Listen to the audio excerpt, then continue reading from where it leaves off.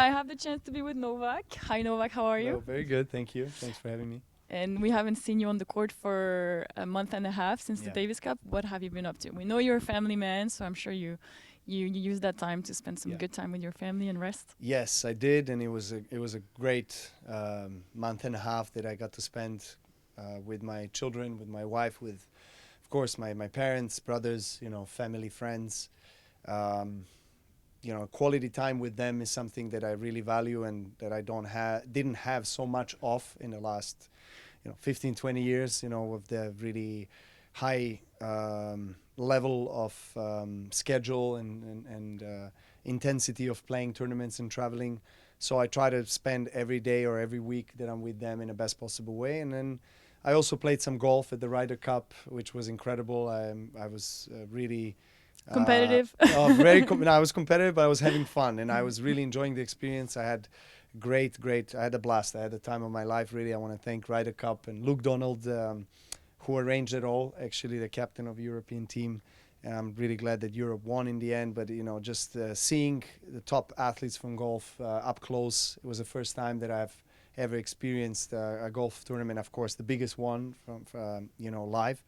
It was amazing atmosphere, great. And then I also followed other sports. I've been watching the local Belgrade basketball teams competing in EuroLeague. I'm a fan, of course, of football, basketball. I try to follow other sports. I've been active. I think they were playing against Lyon, no, when you were They there. were exactly. I heard yes, about that. yes. There was an opening EuroLeague game, and it was amazing. It was almost 20,000 people in the stands. It was my Red Star Belgrade, my favorite club. So. Yeah, it was amazing to be also up close. Any sport really up close is completely different than watching it live, watching it on TV. And we're here now in Bercy, so your motivation seems always as high on those tournaments as in the Grand Slams. And Goran said that he has ways to motivate you recently. He talked about that. I'm not sure what he's first of referring all, to. do you even need tricks to motivate a guy like you? Are you a human being sometimes? Yeah, sorry. I assure you, I'm as a flawed human being as you can be. As anybody else, I've been just blessed with, obviously, a very successful tennis career. But he's right.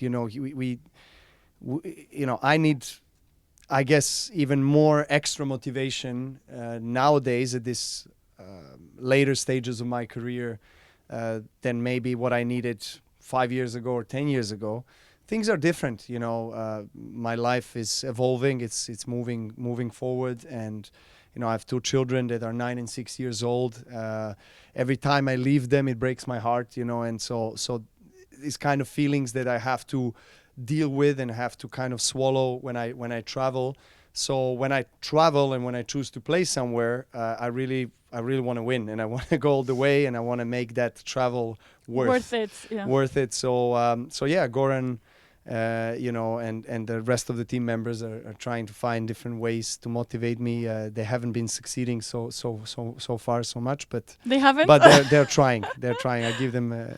No, I'm kidding. Of course, we have a lot of fun. We are great friends. Also, of course, we have a professional relationship. But I really love Goran, as a person, and he's been one of course, players that I looked up to when I was growing up. We come from neighboring countries, so speak the same language and makes things easier on the road as well. And especially when you're pissed on the court, it just comes out naturally on him. That comes very, very naturally. But the problem we have is that because of the success of Croatian and Serbian players in the last 30 years or so, we've unfortunately have a situation where most of the chair umpires understand and supervisors understand the swearing words, so we have to play around a little bit. We have to use the slang. We have to create new words.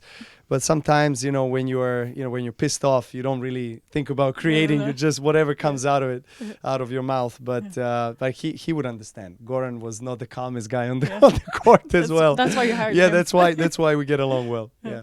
And are you still soaking in 24, or do you already know the color of the jacket that will have the number 25 on the side? I have no idea. I don't know what you're talking about.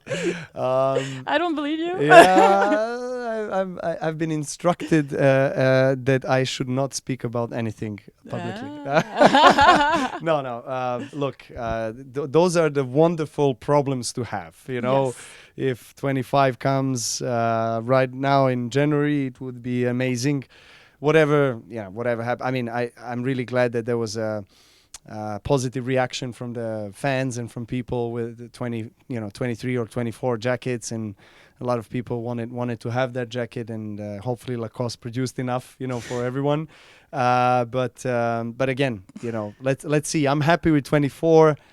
I know people are, especially in my country, always saying, let's go 25, 30. It's like, well, if it was that easy, it would be great. But But you make it look easy. You can't blame them. Yeah, I don't know how it looks, but I know how it feels. Yeah. You gotta earn. I feel like sometimes a cat with 9 lives. Every time I play a Grand Slam, I lose 1 life. That's how much energy you need to spend playing. And investing the energy, not just physically but emotionally, mentally, just being fully immersed and involved in that competition, and now more so than before. I think in 36, you live through some moments even more intense, and you need to exert more energy to be able to get the best outcome and result. And that's the reason why, excuse me, I have more rest, after Grand Slams, and because I need to recharge the batteries and move forward. Yeah, you have to be smarter with the schedule. Yeah. Thank you so much, Thank you. Novak. Good luck. Thank you.